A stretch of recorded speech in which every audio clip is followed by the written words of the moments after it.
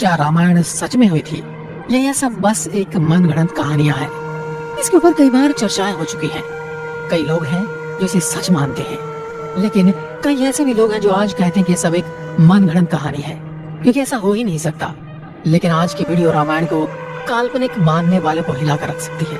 आज हम आपको वैज्ञानिक रिसर्च के कुछ ऐसे सबूत दिखाएंगे जिन्हें देखने के बाद आप ये मानने को मजबूर हो जाएंगे कि रामायण बस एक धार्मिक किताब और मनगढ़ंत कहानी नहीं है, बल्कि रामायण सच में हुई थी और श्री राम, रावण, हनुमान जी ये सब सच में मौजूद थे। और यही सब बातें जानने के लिए इस वीडियो के अंत तक जरूर बने रहें। ऐसे ही इतिहास का नॉलेज लेने के लिए इस चैनल को सब्सक्राइब कर सकते हैं। रामायण भारत के सबसे प्रसिद्ध ग्रंथों में से एक है। भारत में रामचरितमानस का पाठ पूरी आस्था के साथ होता है। महर्षि वाल्मीकि द्वारा रामायण में भगवान राम की संपूर्ण जानकारी लिखी गई है। और लेकिन कुछ लोग भगवान के होने पर ही सवाल उठाते हैं और रामायण को केवल कहानियों से भरी किताब मानते हैं। रामायण के अनुसार भगवान राम ने अधर्मी रावण को मारकर धर्म की स्थापना की थी। ज्यादातर लोगों का सवाल होता है कि क्या भगवान राम वाकई धरती पर पैदा हुए थे? क्या वास्तव में रावण के 10 सिर और 20 भुजाएं थी? क्या हनुमान जी अपनी इच्छा से अपना रूप बदल सकते थे? और इन सब बातों की वजह से ही कई लोग रामायण को झूठ समझते हैं।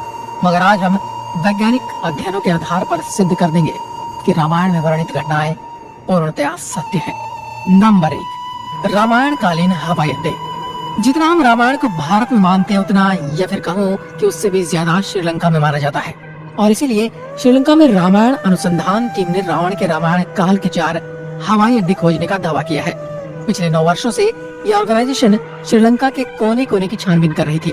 यहाँ उन्हें कई जानकारी और अवशेष मिले, परंतु 4 सालों में लंका के दुर्गम स्थानों की खोज के कारण रावण के 4 हवाई अड्डे हाथ लगे।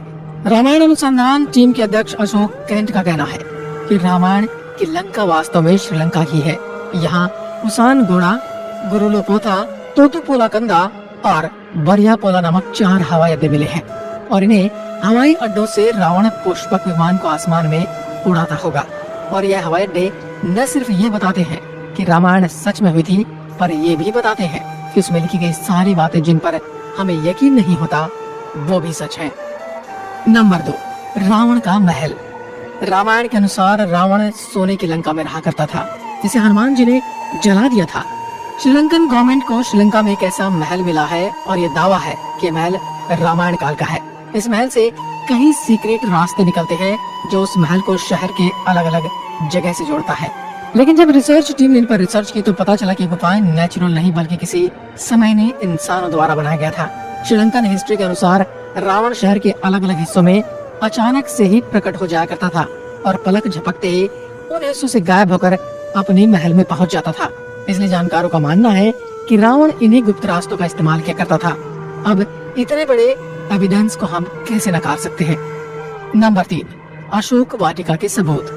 रामायण के अनुसार रावण ने माता सीता का हरण करके उन्हें अशोक वाटिका के अंदर रखा था। कहा जाता है कि अशोक वाटिका रावण का सबसे पसंदीदा स्थान था। ये जगह इतनी रहस्यमयी थी कि हनुमान जी इसे आसानी से ढूंढ नहीं पाए थे। मगर हैरानी की बात तो ये है कि वह अशोक वाटिका आज भी श्रीलंका में मौजूद है। ऐसा माना जाता है कि एलिया पर्वत की एक गुफा में माता सीता को रखा गया था, जिसे सीता एलिया नाम से जाना जाता है। यहाँ सीता माता का एक मंदिर भी है जिसे विरांग टोक कहते हैं और वहियांगना से 10 किलोमीटर की दूरी पर है। यहीं पर सीता जी का अपहरण कर पुष्पक विमान को उतारा गया था। मगर यहाँ पर जिस बात ने सबसे ज्यादा चौंकाया वो यहाँ मौजूद पेड़ है। रामायण ग्रंथ में इस बात का जिक्र मिलता है कि अशोक वाटिका में अशोक के वृक्ष बहुत ज्यादा थे, इसलिए इसका नाम अशोक वाटिका रखा गया था। अब जैसा रामायण में इस वाटिका के बारे में कहा गया था, वैसा आज यह गार्डन है, जो कि इसे हम रामायण कालीन एक सबूत मान सकते हैं। नंबर 4, द्रोणगिरी पर्वत। दोस्तों, रामायण में लिखा हुआ है कि युद्ध में जब मेघनाद द्वारा लक्ष्मण जी मूर्छित हो गए थे, उनकी जान बचाने के लिए संजीवनी बूटी की जरूरत पड़ी, जिसके लिए जड़ी बूटी लाने का है जिम्मा हनुमान जी को दिया गया था। तब हनुमान जी संजीवनी बूटी लाने के लिए द्रोणगिरी पर्वत पर गए थे। हनुमान जी को जब संजीवनी बूटी का पता नहीं चला तो वह द्रोणगिरी पहाड़ के एक टुकड़े को ही उठा कर ले आए। मान्यताओं के अनुसार ये वही पहाड़ है जो आज भी वहाँ पर मौजूद है। कुछ लोग इसके बारे में कहते हैं कि आज भी उस पर्वत पर वह निशान मौजूद है जहाँ से हनुमान जी ने उसे तोड़ा था। लेकिन जिस पर्वत का जिक्र रामायण में मिलता है वहाँ आज मौजूद है। जड़ी बूटी देने के बाद हनुमान जी ने इस पहाड़ के टुकड़े टुकड़े कर इसे श्रीलंका में फेंक दिया था। जहाँ जहाँ इस पहाड़ के टुकड़े गिरे वहाँ के पेड़ पौधे और जड़ी बूटी बाकी जगहों से अलग होती हैं। और सच में श्रीलंका में कई कमाल की जड़ी बूटियाँ मिलती हैं। श्रीलंका में हिमालय की जड़ी बूटियों का मिलना इस बात का पर्याप्त सबूत है कि लक्ष्मण जी को संजीवनी देने की घटना पूर्ण रूप से सत्य है, क्योंकि ये जड़ी बूटियों के पौधे उस स्थान पर मिले हैं जहाँ पर लक्ष्मण जी को संजीवनी दी गई थी, जबकि दूसरे हिस्से में इस प्रकार की कोई जड़ी बूटी नहीं मिलती। नंबर 5, राम सेतु। रामायण सच में होती इसका सबसे बड़ा प्रूफ है राम सेतु। राम सेतु को एडम्स ब्रिज भी कहा जाता है और इसके बारे में पक्का सबूत तब मिल गया जब नासा ने सैटेलाइट तस्वीरें जारी की। पैसिफिक ओशियन की तस्वीर में कुछ ऐसा था जिसे देखकर वैज्ञानिक भी हैरान रह गए। पैसिफिक ओशियन के हिस्से में साफ तौर से पत्थरों की एक लाइन बनी हुई नजर आ रही थी। जब वैज्ञानिकों ने इसे तस्वीर पर ज्यादा स्टडी की तो पता चला कि पत्थरों से बनी लाइन है। भारत के धनुषकोडी से श्रीलंका के मन्नार द्वीप तक बनी हुई है, जो लंबाई में करीब 30 किलोमीटर तक हो सकती है। पैसिफिक ओशियन में जिस हिस्से में नासा के वैज्ञानिकों के पत्थर से बना पुल नजर आया था, ये वही जगह है जिसका जिक्र रामायण में मिलता है। और अमेरिका के एक आर्कियोलॉजिकल रिसर्च टीम ने भी अपनी रिसर्च में इस बात का दावा किया था कि तमिलनाडु और श्रीलंका के बीच मौजूद राम सेतु वो असल में एक मैन मेड ब्रिज है, जो कई हजार साल पहले इंसानों ने बनाया था। माना जाता है 15वीं शताब्दी तक यह पैदल पार करने लायक था, लेकिन इतना ज्यादा समय बीत जाने के कारण ये पुल अपने पूर्ण स्वरूप में नहीं रहा। वैज्ञानिक दृष्टिकोण से इस फैक्ट को हम रामायण के एविडेंस के रूप में देख सकते हैं। नंबर 6, सुग्रीव की गुफा। बाली के डर से सुग्रीव जिस गुफा में रुके थे वह गुफा आज भी मौजूद है। रामायण के अनुसार बाली ने दुंदुभी नामक राक्षस को मारकर उसका शरीर कुछ दूर फेंक दिया था। हवा में उड़ते हुए दुंदुभी के खून की कुछ बूंदें मातंग ऋषि के आश्रम के ऊपर गिर गई। ऋषि ने अपने तप के बल से जान लिया कि किसकी हरकत है। फिर क्रोधित ऋषि ने बाली को श्राप दिया था कि कभी भी ऋषि के पर्वत के क्षेत्र में आएगा तो उसकी मृत्यु हो जाएगी। सुग्रीव को राज्य से निकाले जाने पर वह इसी जगह पर आए थे, क्योंकि वह जानते थे कि बाली यहाँ नहीं आ सकता। यहीं पर उनकी मुलाकात राम जी से भी हुई थी और बाद में राम जी ने बाली का वध किया था और सुग्रीव को किष्किंधा का राज्य सौंप दिया था। और ये सारी गुफाएं आज भी मौजूद है। नंबर 7, राम सेतु के पत्थर। भगवान राम ने समुद्र को पार करने के लिए बंदरों की सहायता से लंका तक पुल बना दिया था। कहा जाता है कि इस पुल के माध्यम से श्री राम की पूरी वानर सेना रावण से लड़ने लंका गई थी।